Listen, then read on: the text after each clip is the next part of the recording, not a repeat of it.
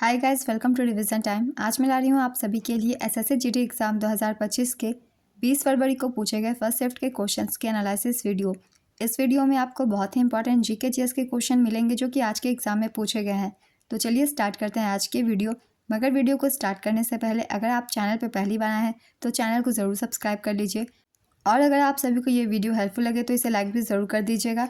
इस तरह की कम टाइम के एनालिसिस वीडियो आपको आने वाले हर एग्जाम्स के लिए मिलते रहेंगे। तो चलिए स्टार्ट करते हैं 20 फरवरी को पूछे गए फर्स्ट शिफ्ट के सारे क्वेश्चंस के analysis video. Question number 1, Neeraj Chopra ने स्वर्ण पदक 2018 में किस खेल में जीता था? इसका आंसर है एशियाई खेलों में। 2018 में एशियाई खेल जकार्ता इंडोनेशिया में आयोजित हुए थे। नीरज चोपड़ा भाला फेंक के खिलाड़ी है। वह भारत के मशहूर ट्रैक और फील्ड एथलीटों में से एक हैं। उन्होंने टोक्यो 2020 ओलंपिक में स्वर्ण पदक और पेरिस 2024 ओलंपिक में रजत पदक जीता था। वर्ष 2022 में उन्हें पद्मश्री से सम्मानित किया गया था। ये कुछ इंपॉर्टेंट पॉइंट्स थे नीरज चोपड़ा से संबंधित। अगला क्वेश्चन है, वर्तमान में प्रधानमंत्री के प्रधान सचिव कौन है? इसका आंसर है डॉक्टर प्रमोद कुमार मिश्रा। डॉक्टर पीके मिश्रा को वर्ष 2024 में प्रधानमंत्री के प्रधान सचिव के रूप में फिर से नियुक्त किया गया। डॉक्टर पीके मिश्रा साल 2019 में पीएम मोदी के प्रमुख सचिव बनाए गए थे। उन्होंने नृपेंद्र मिश्रा की जगह ली थी। इससे पहले जब पीएम मोदी गुजरात के सीएम थे तो उस वक्त साल 2001 से 4 के दौरान प्रमोद कुमार मिश्रा उनके प्रधान सचिव रह चुके थे। नेक्स्ट क्वेश्चन, भारत के मुख्य चुनाव आयुक्त का कार्यकाल कितना होता है? इसका आंसर है 6 वर्ष या 65 वर्ष की आयु, जो भी पहले हो उस वक्त तक का। राष्ट्रपति मुख्य चुनाव आयुक्त की नियुक्ति करता है, जिसका कार्यकाल 6 वर्ष या 65 वर्ष की आयु तक जो भी हो होता है।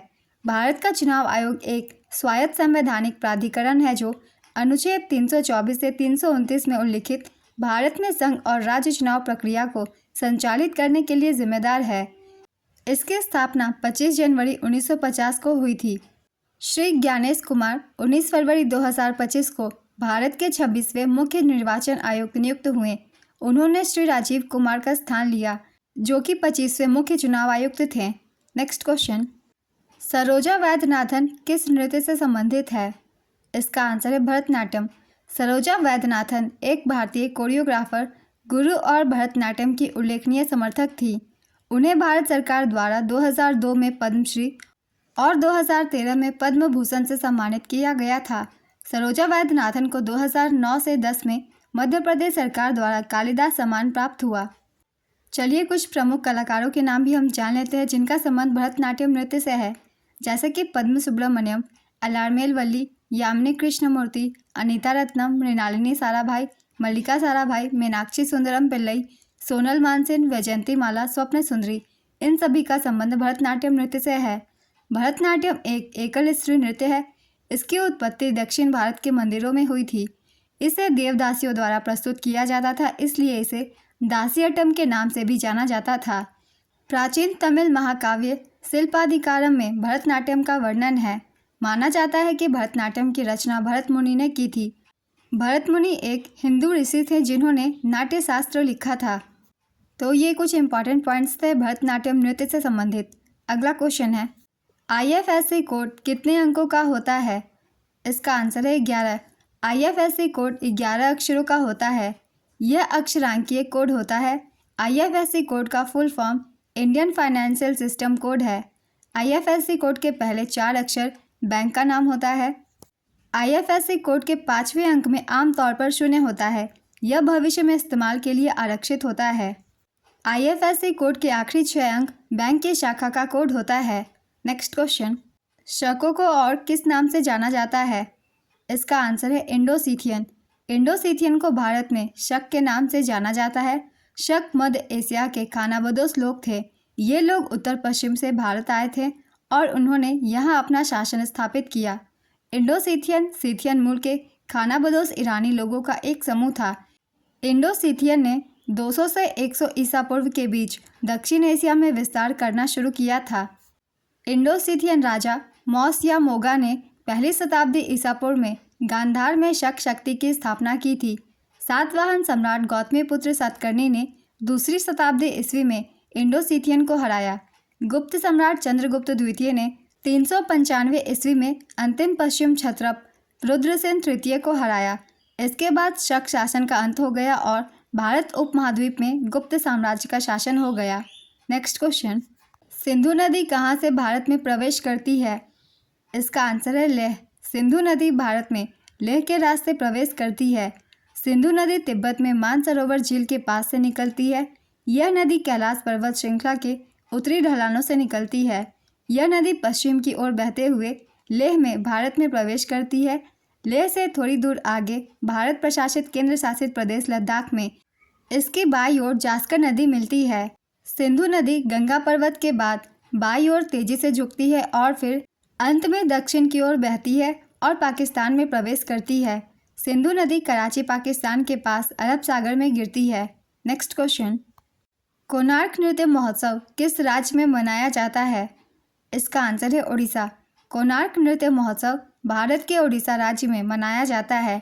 यह महोत्सव सूर्य मंदिर की पृष्ठभूमि में आयोजित होता है। यह 5 दिनों तक चलता है। यह महोत्सव हर साल दिसंबर के महीने में आयोजित होता है। यह महोत्सव 1986 से आयोजित किया जा रहा है। इस महोत्सव के दौरान अंतर्राष्ट्रीय रेत कला महोत्सव भी आयोजित होता है। नेक्स्ट क्वेश्चन, मोहिनी अट्टम किस राज्य का शास्त्रीय नृत्य है? इसका आंसर है केरल। मोहिनी अट्टम का उल्लेख कई प्राचीन ग्रंथों में मिलता है, जिनमें शामिल है व्यवहारमाला, यह 16वीं शताब्दी की ग्रंथ है, और दूसरा है गौशाला यात्रा, यह 17वीं शताब्दी का ग्रंथ है। बलराम भारतम नाट्यशास्त्र पर 18वीं सदी का संस्कृत में लिखा गया ग्रंथ है। मोहिनी अट्टम केरल का शास्त्रीय नृत्य है। मोहिनी अट्टम नाम भगवान विष्णु के स्त्री अवतार मोहिनी शब्द से लिया गया है। इसका अर्थ जादूगरनी का नृत्य है। मोहिनी अट्टम परंपरागत रूप से केवल महिलाओं द्वारा ही किया जाता है। मोहिनी अट्टम का सबसे पहला उल्लेख 16वीं सदी के भारतीय नाट्यशास्त्र ग्रंथ व्यवहारमाला के मजहामंगलम नारायणन नंबूदरी द्वारा लिखा गया है। डॉक्टर सुनंदा नायर मोहिनी अट्टम में मास्टर डिग्री हासिल करने वाली भारत की पहली व्यक्ति हैं। उन्होंने मुंबई विश्वविद्यालय से मोहिनी अट्टम में आंतरिक गीतात्मक नारीवाद पर अपनी पीएचडी थीसिस भी पूरी की है। मोहिनी अट्टम से संबंधित कुछ महत्वपूर्ण नाम हैं: हेमा मालिनी, रागिनी देवी, गीता गायक, कनक रेले, श्रीदेवी, काला देवी, भारती शिवाजी, कल्याणी अम्मा। इन सभी का संबंध मोहिनी अट्टम नृत्य से है। भारत में 8 नृत्यों को शास्त्रीय दर्जा प्राप्त है। चलिए इनके भी एक बार रिवीजन कर लेते हैं। भरतनाट्यम ये तमिलनाडु का शास्त्रीय नृत्य है। कुचिपुड़ी आंध्र प्रदेश, कथकली केरल, मोहिनी अट्टम केरल, ओडिसी ओडिशा, कथक उत्तर प्रदेश, मणिपुरी मणिपुर, सत्रिया असम। नेक्स्ट क्वेश्चन, 2011 की जनगणना के अनुसार भारत का बाल लिंगानुपात कितना है? इसका आंसर है 919। 2011 की जनगणना के अनुसार भारत का शिशु लिंगानुपात 919 है। 2001 की जनगणना के अनुसार भारत का शिशु लिंगानुपात 927 था। 2011 की जनगणना के अनुसार सर्वाधिक शिशु लिंगानुपात वाला राज्य अरुणाचल प्रदेश है।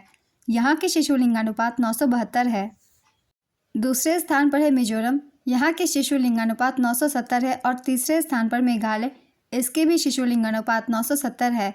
2011 की जनगणना के अनुसार न्यूनतम शिशु लिंगानुपात वाला राज्य हरियाणा था। यहाँ के शिशु लिंगानुपात 834 है। न्यूनतम शिशु लिंगानुपात वाला दूसरा राज्य पंजाब है। यहाँ के शिशु लिंगानुपात 846 है।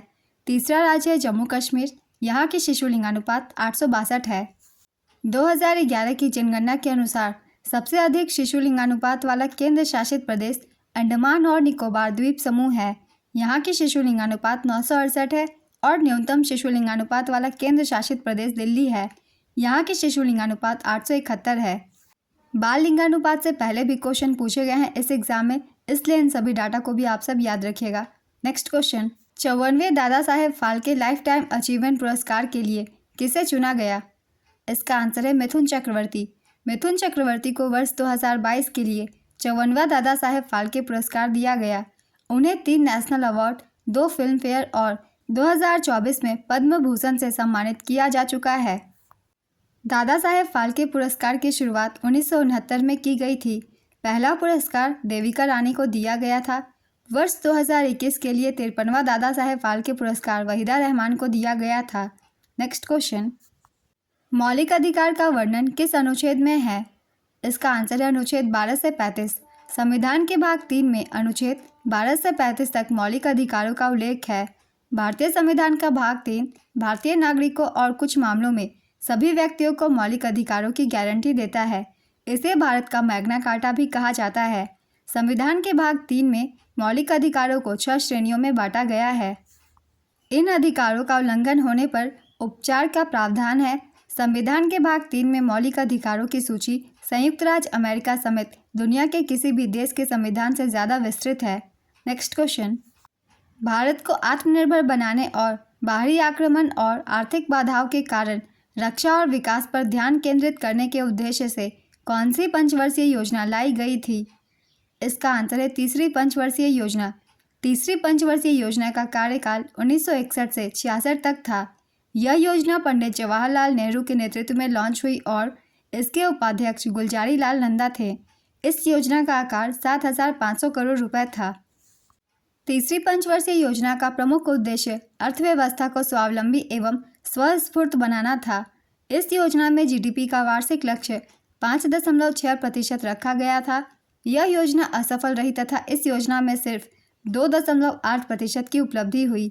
इस योजना में कृषि तथा उद्योग दोनों को प्राथमिकता दी गई थी। इसका लक्ष्य कृषि में वृद्धि के साथ ही गेहूं के उत्पादन में वृद्धि करना था। इस योजना के असफल होने का प्रमुख कारण यह था कि इसी समय भारत चीन युद्ध और भारत पाकिस्तान युद्ध चल रहा था। तीसरी पंचवर्षीय योजना के काल में ही पंचायत चुनाव की शुरुआत हुई। तीसरी पंचवर्षीय योजना के समय ही राज्य विद्युत बोर्ड तथा राज्य माध्यमिक शिक्षा बोर्ड की स्थापना हुई और राज्य सड़क परिवहन निगमों का गठन किया गया और स्थानीय सड़क निर्माण राज्य की जिम्मेदारी बन गई।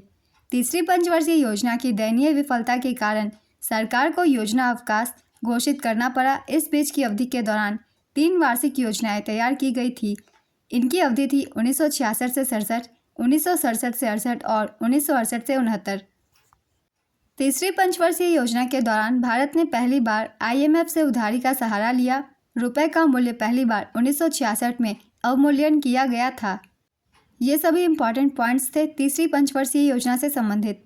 अगला क्वेश्चन है, पारिस्थितिकी आला क्या है? इसका आंसर है पारिस्थितिकी आला किसी जीव या प्रजाति की अपने पर्यावरण में भूमिका और स्थिति को कहते हैं। नेक्स्ट क्वेश्चन, गाडगिल फॉर्मूले का इस्तेमाल किस लिए किया जाता है? इसका आंसर है भारत में राज्यों को केंद्र सरकार से मिलने वाली सहायता तय करने के लिए चौथी पंचवर्षीय योजना के समय गाडगिल फॉर्मूला लागू हुआ था। नेक्स्ट क्वेश्चन, आत्मनिर्भर भारत अभियान मिशन किस वर्ष शुरू किया गया था? इसका आंसर है मई 2020 में। चलिए कुछ और भी योजनाओं के बारे में देख लेते हैं। इनका आरंभ कब किया गया था? जैसे कि बेटी बचाओ बेटी पढ़ाओ योजना, इसकी शुरुआत 22 जनवरी 2015 को हुई थी। हाल ही में इस योजना के 10 वर्ष पूरे हो गए हैं। श्रमेव जयते योजना, इसकी शुरुआत 16 अक्टूबर 2014 को हुई थी। सांसद आदर्श गांव योजना, इसकी शुरुआत 11 अक्टूबर 2014 को हुई थी। स्वच्छ भारत मिशन 2 अक्टूबर 2014 को। हृदय योजना 21 जनवरी 2015 को इसकी शुरुआत हुई थी। Make in India 28 September 2014। Skill India mission 28 अगस्त 2014। जन धन योजना 28 अगस्त 2014। उजाला योजना 1 मई 2015। अटल पेंशन योजना 9 मई 2015। प्रधानमंत्री ज्योति बीमा योजना 9 मई 2015। प्रधानमंत्री सुरक्षा बीमा योजना 9 मई 2015। स्मार्ट सिटी योजना 25 जून 2015। अमृत योजना 25 जून 2015। डिजिटल इंडिया मिशन 2 जुलाई 2015। स्वर्ण मौद्रीकरण योजना 5 नवंबर 2015। स्वर्ण बॉन्ड योजना 5 नवंबर 2015। उदय योजना 2015। स्टार्टअप इंडिया 16 जनवरी 2016। सेतु भारतम योजना 4 मार्च 2016। स्टैंड अप इंडिया 5 अप्रैल 2016। ग्रामोदय से भारत उदय योजना 14 से 24 अप्रैल 2016। प्रधानमंत्री उज्ज्वला योजना 1 मई 2016। नमामि गंगे योजना 7 जुलाई 2016। तो ये कुछ इंपॉर्टेंट योजनाएं थी और इन्हें कब शुरू किया गया ये भी।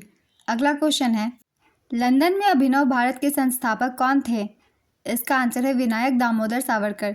मित्र मेला एक क्रांतिकारी संगठन था जिसकी स्थापना विनायक दामोदर सावरकर ने अपने भाई गणेश दामोदर सावरकर के साथ मिलकर वर्ष 1899 में नासिक में की थी। बाद में 1904 में इसका नाम बदलकर अभिनव भारत सोसाइटी यानी कि यंग इंडिया सोसाइटी कर दिया गया। Next question, slum dog millionaire में किसने गाना गाया था? इसका आंसर है AR रहमान। संकीर्ण का विलोम शब्द क्या होगा? इसका आंसर है विस्तीर्ण। प्राकृतिक का विलोम शब्द क्या होगा? इसका आंसर है कृत्रिम। अंक के अनाकार्थी शब्द बताइए। इसका आंसर है संख्या, चिन्ह, गोद, भाग्य, गिनती के अंक, नाटक के अंक, अध्याय, परिच्छेद, स्थान, पत्रिका का नंबर। इनमें से जो भी एक ऑप्शन में हो आप उसे टिक कर सकते हैं। बादल का पर्यायवाची शब्द क्या होगा? इसका आंसर है मेघ, जलधर, पयोत, घन, नीरद, सारंग, वारिद, अब्र, अब्र।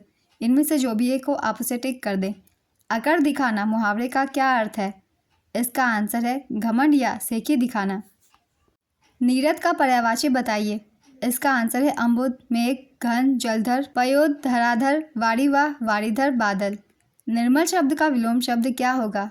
इसका आंसर है मलिन। इनमें से कौन विदेशज शब्द है?